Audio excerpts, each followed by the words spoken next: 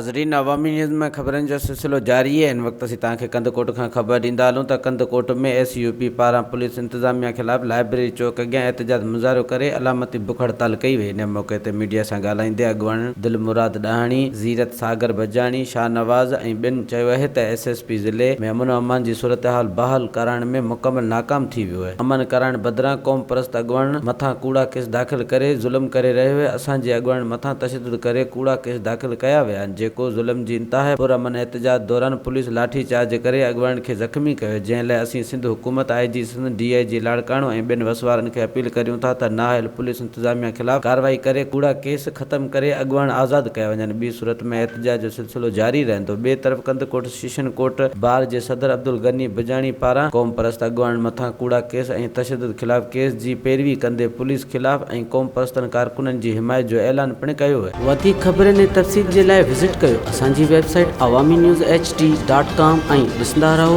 Awami news HD।